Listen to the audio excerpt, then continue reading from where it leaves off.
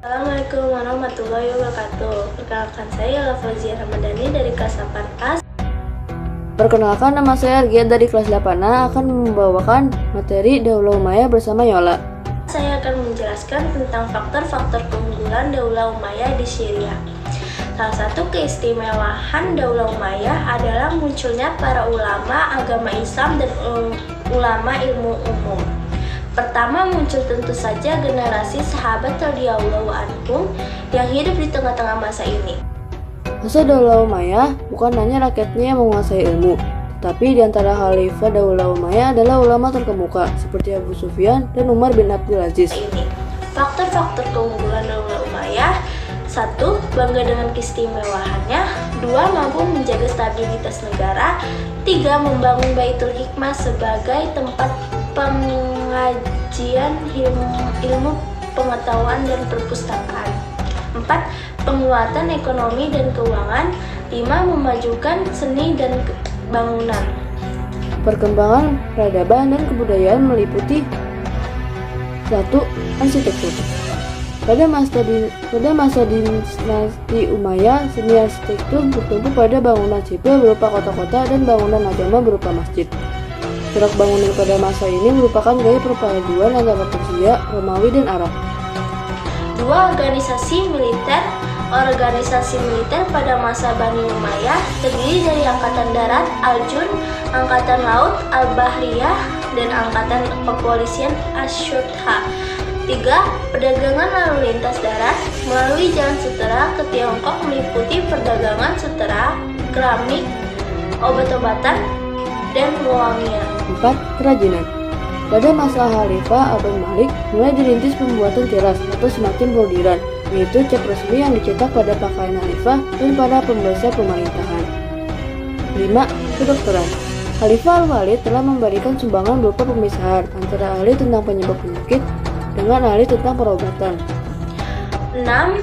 Sejarah atau historiografi. Munculnya Ubaid bin Syarrah, seorang penulis sejarah dalam bentuk sirah dan mahaji, dan telah menginformasikannya ke Muawiyah tentang pemerintahan bangsa Arab dahulu dan asal-usul ras mereka. 7. Musik dan syair. Muncullah Said bin Yadah, orang yang pertama kali memasukkan nyanyian Persia dan Bizantium ke dalam bahasa Arab. Para penyair tersebut diantaranya adalah Junahir, Al-Farazdak, dan Imran bin Hattan. Tokoh ilmu Daulah Umayyah di Syria. 1. Bidang ilmu agama Islam. Dalam bidang ilmu fikih adalah Imam Hanafi yang dikenal sebagai pendiri mazhab Hanafi, dilahirkan di Anbaf, Kufah, Irak pada tahun 699 Masehi. Kitab-kitab yang ditulis beliau ialah 1. Al-Faraid, 2. Asy-Syurut, 3. Al-Fiqhul Akbar. Yang kedua adalah Imam Malik. Imam Malik lahir pada tahun 713 Masehi di Madinah. Karyanya yang terkenal dengan Al-Muwatta. Dalam bidang ilmu hadis, para tabi'in yang juga berperan dalam pengembangan ilmu hadis yaitu 1. Umar bin Abdul Aziz, 2. Ikrimah, 3. Abu Qatadah, 4. Asy-Syaibi dan An-Nahri, 5. Abu Khair Maksad dan Yazid bin Habib, 6. Taus bin Kaisan dan Al-Yamani dan Ibnu Munabbih. Dalam bidang tasawuf, 1. Hasan Al-Basri, 2. Rabi'ah Al-Adawiyah.